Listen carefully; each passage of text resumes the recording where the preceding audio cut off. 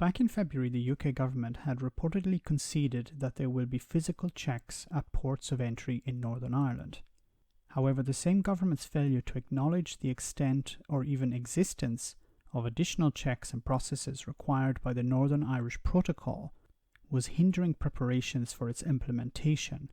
It is looking more and more likely that there won't be enough time to prepare by the 31st of December, when the transition period ends. Now, we have already lost 3 months of time to the global pandemic, time that could have been used to prepare for eventual checks to be put in place in Northern Ireland. Now, an upcoming Institute for Government report will set out in detail the full scale of the task to undertake to ensure the protocol is operational by the end of the transition period. But Boris's government has a few questions to answer first. As to avoid the need for border infrastructure on the island of Ireland, Northern Ireland will have to apply a number of EU rules on goods. This means that new processes will need to be implemented on goods moving from GB to Northern Ireland to ensure they comply with EU standards. Products of animal origin such as meat and butter seem to be at the top of the list. Brand new infrastructure such as specialist facilities will need to be built in Northern Ireland to conduct physical checks and paperwork checks. However, the DUP Agricultural Minister has said he will oppose any plans to build border control posts within Northern Ireland. So, apart from the political issues surrounding this, there is the cost. Who will pay for it? Northern Ireland devolved government or London? The Northern Ireland executive certainly is not on board with this. Next is the new paperwork for customs.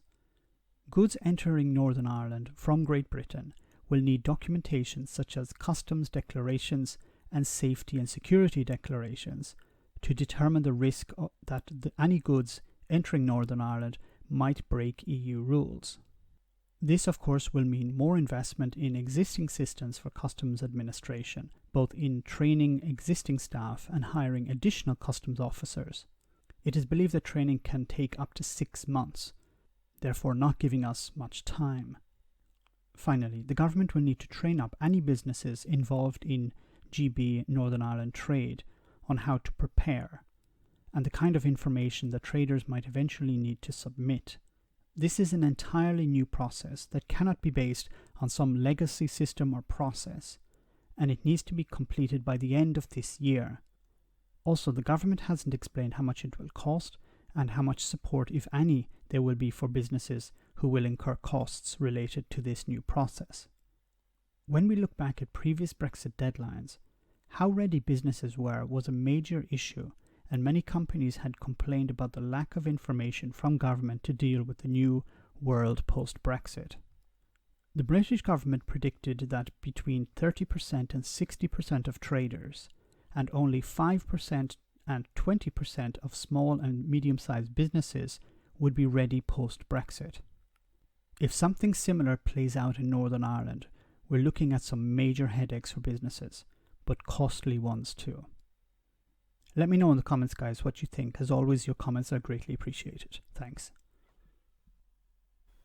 Why not become a Patreon and enjoy access to our Discord server where we share news, chat, and have some fun? If you become a patron, you can also make video suggestions on topics that are important to you. Check it out via the link in the description.